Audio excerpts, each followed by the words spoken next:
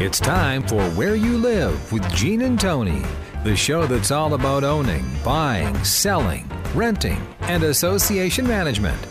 If it involves a home, we'll talk about it. Here's your chance to get your homeowner questions answered. From the Natural Lawn and Landscape Studios, here's Gene and Tony. Needed the shelter of someone's arms, and there you were. Needed someone to understand my ups and downs. Good morning. Welcome to Where You Live with Gene and Tony. I'm Gene Sullivan. I'm Tony Crockett. Has spring arrived yet? No, it hasn't. Gee. And I'm really upset with Puxtatawny Phil. I was singing his praises a few weeks ago. You were, that's right. And he has let me down. He has that darn groundhog. He has let me down. Well, this is Where You Live. We are broadcasting from Natural Green Lawn and Landscape Studios. Remember, Natural Green is a locally owned and operated lawn and landscape care company. Their mission, to use the most environmentally sensitive products available to keep your lawn and landscape looking lush and beautiful once the snow's gone and you can get to lawn and landscape, while still healthy for both people and pets. Give them a call, won't you? See what they can do for you. 763-213-2410. We're also brought to you by Extreme Exteriors and American Family Insurance, the Kim Bennett Agency. Now, Tony, you said you are a big fan of the cop shows, right? I am a pretty big fan of the cop shows. Yeah, you know, Law and Order. I've been watching that for however many years, and they show it 8 or 9 times a day on cable, so I watch it 8 or 9 times. I'm kidding. Just because it's on that much, you don't have to watch it that much. And what, that was a couple years into it before you realized that you don't have to watch it?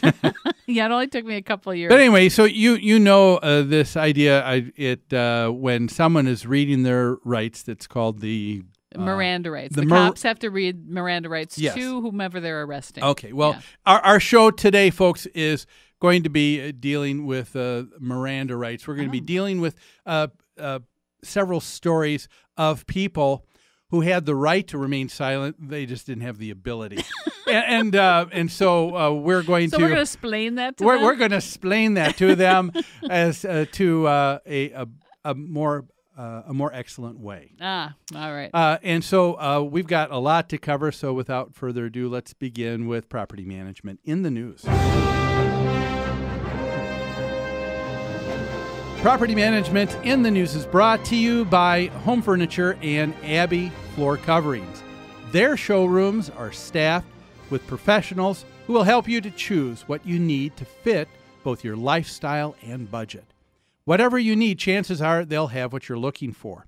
Now, if you wish to avail yourself of special pricing and discounts you won't find anywhere else, all Where You Live listeners can call Customer Service Coordinator Lori Matson. Her number 952-224-2663, and ask for your Where You Live with Gene and Tony special pricing. The first story, Tony, that we want to deal with is a story of an elderly woman who lives in an apartment, at least 4 stories, maybe fourth floor of an apartment building. Mm-hmm. She rents. So a mid-rise. There is one single elevator. Mm-hmm. And she is dismayed because the landlord is required to update the elevator as per the code with the state of Minnesota. That's right. And she has been put out, and she doesn't know that she can make that walk up to those 4 floors during this period when the elevator's out of service. She turned and asked this question to a writer, a contributor at the Star and Tribune earlier this month, and a person who gave some advice, and that's why I began with she had the right to remain silent, but she didn't have the ability. I do that tongue-in-cheek because we don't think that there was probably the best advice that was given. No, I don't think so. This was in the Star Tribune on Sunday, March 3rd in the renting column. They actually have a page or two every week about renting. The headline of the column was "Tenant Can't Go Weeks Without Elevator." And it's an attorney, Kelly Klein, that's the Dear Abby character in this column. So the renter said, "I live on the 4th floor of an apartment. I'm elderly and need a walker. Recently, I received a notice from my landlord stating that the state of Minnesota is requiring him to update the only elevator in the building and that it'll be closed for 4 to 6 weeks. This will make it impossible for me to leave my apartment since I can't walk up or down 4 flights of stairs. I have no access to laundry, no ability to get groceries. There's a lot of elderly and disabled people in my building. Is this legal? What are my options? And, you know, Tony, this is dealing with your wheelhouse, It where is. you are It with is. rental. And you read some of the advice that she Yeah. was given, and you thought, I didn't think it was the best advice. No. Kelly Klein does answer and starts out by confirming what the landlord said. It's true that the Minnesota law was amended in 2007 to require building owners to bring their elevators into compliance with current code. Unfortunately, it appears that the only way for you to access your apartment is via elevator. Here's where I part ways with Ms. Klein. Then she says, this raises a whole number of legal issues. It does? Like what? She said, Minnesota law requires the landlord to maintain the building and common areas in a manner fit for the intended purpose, but says some tenants in similar circumstances, this elevator issue, have filed a rent escrow action asking that the landlord be required to put them up in temporary housing until the elevator is fixed. Okay, let's talk about that for just a moment. Just at the sound of it, to me, it seems like it is a little bit more of an aggressive step that a person would need to take to start out with. It seems like it is more of an adversarial position that she's pushing someone into. Absolutely. She's ramped it up immediately. Yeah. My first suggestion to this renter would be talk to your landlord. See if your landlord can do anything to help you out in this situation. Instead, she's saying file a rent escrow action, trying to force the landlord to put you up in other What kinds of accommodations. things can you think of that the Well, right off landlord the top could do? of my head, we actually went through this with the building, and many managers in our office have gone through this with the buildings they manage. It is state-mandated upgrades that had to be done, and they do take 4 to 6 weeks. One of the things the landlord could perhaps provide is a first-floor apartment during the interim. So the landlord could have an empty unit on the That's first right. floor. That's and right. if this is a good tenant, they want to keep them happy, right? That's right. That's right.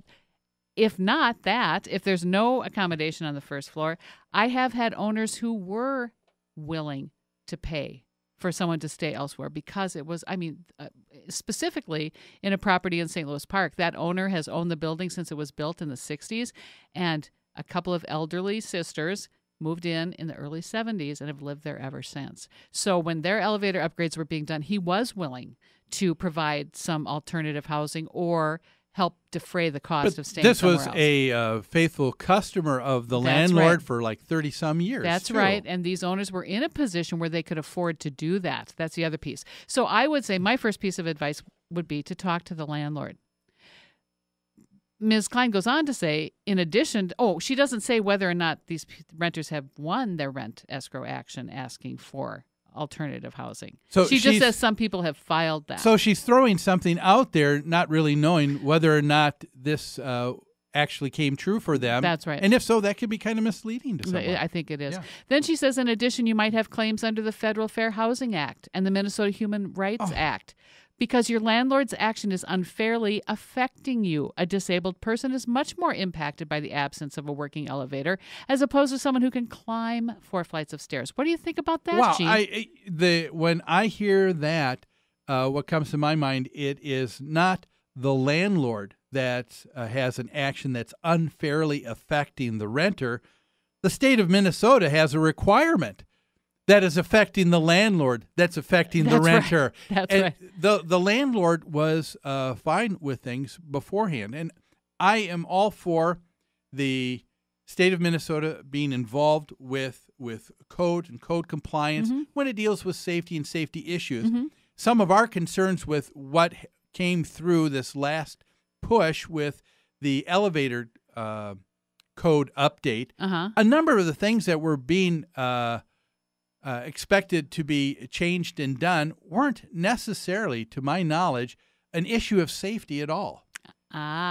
So there were some requirements in this There- state mandate that weren't about safety. No, Oh, they were, interesting. and so we're not talking. If it was a safety issue, by all means, That's right. We But want in to have, any case, do you think it's a fair housing issue?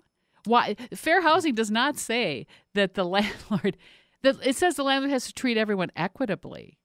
Now, perhaps there's an exception made for people with a disability, but there's still nothing in fair housing that says a landlord is forced or required to provide alternative housing for any reason. Yeah. So, And there's a lot more I think we can say about this. We need to take a break. Let's do that right now. When we come back, we're going to hear more advice by Tony on what should have been said to this woman who didn't have an elevator for 4 to 6 weeks in her apartment. You're listening to Where You Live with Gene and Tony on AM 1280 The Patriot. Back after this.